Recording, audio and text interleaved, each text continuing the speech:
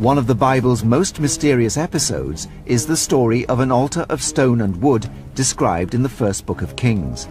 The altar burst into a fiery inferno, but no spark was used to light it. The flame appeared to spring from nowhere.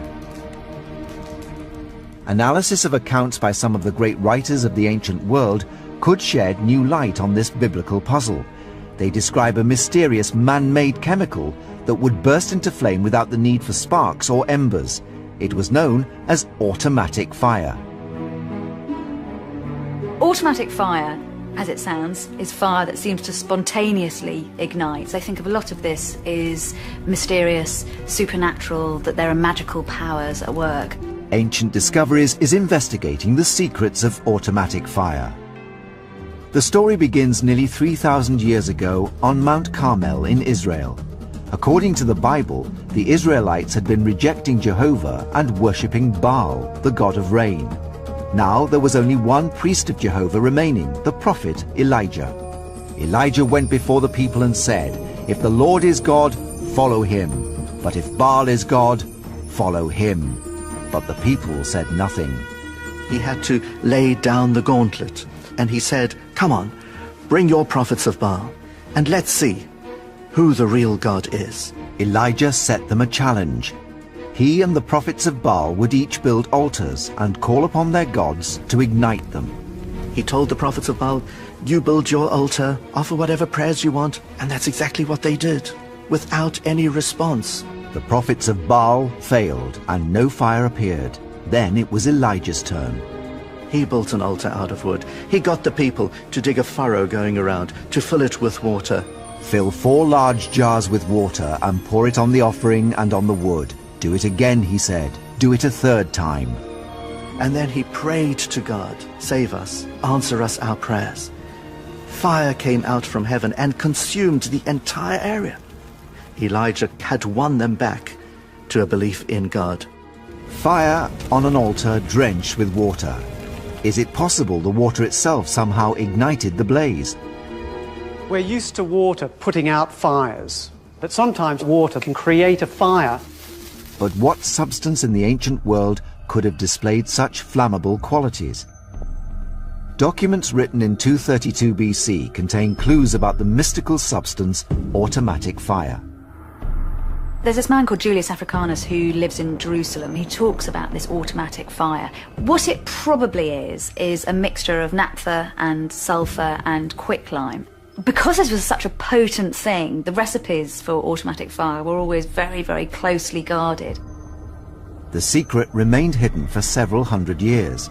Then in the 1st century AD, the great Roman historians Pliny and Livy both wrote accounts of this magical mixture igniting with water.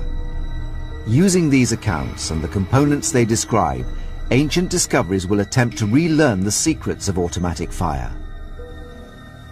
Tim Gallagher is the head of chemistry at Bristol University. He's conducting our experiments only using substances available in Elijah's time. We have 3 components: calcium oxide, quicklime, sulfur and naphtha. These are the 3 components that are mentioned in the ancient texts. Sulfur and naphtha both occur naturally, while quicklime comes from burning limestone. We're going to try and create a fire by combining these components and adding water. The easiest way to start a fire with water is to have a reaction that generates a lot of heat. And in principle, that heat could then ignite something close by that's also flammable. Fires start when a flammable fuel is subjected to heat. When you mix water with quicklime, you generate a lot of heat. The reaction of water with quicklime is highly exothermic. An exothermic reaction is one that releases heat into the atmosphere. This happens because chemical bonds are being formed between the water and the calcium in the quicklime. What I'm going to do now is cook an egg with the heat that's generated by the quicklime. Over 500 degrees Fahrenheit now. I didn't think we would generate such a large amount of heat so quickly. If you can harness that heat in the presence of something that will ignite, then you have a way of generating fire with water. But what we don't have in here is anything that will catch fire. Tim is going to repeat this experiment in the presence of two fuels, naphtha and sulfur, to see whether these will ignite from the heat generated. But this test will be on a much larger scale. Tim has built a replica of Elijah's altar. So the altar is comprised of 12 large stones, which represented the 12 tribes of Israel. We've added all the quicklime into our little trench.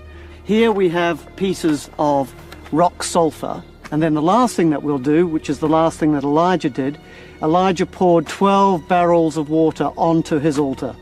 We think that some of that water was naphtha. Naphtha looks just like water, pours just like water, and then we're going to try and ignite that with the heat we generate by adding water to quicklime. The quicklime and water will need to raise the ambient temperature above 449 degrees Fahrenheit in order to ignite the sulfur. Once the sulfur is alight, the naphtha and altar should burst into flame.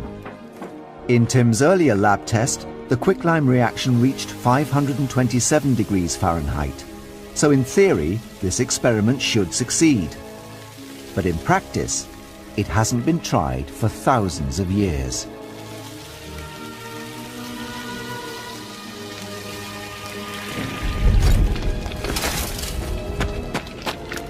It's catching.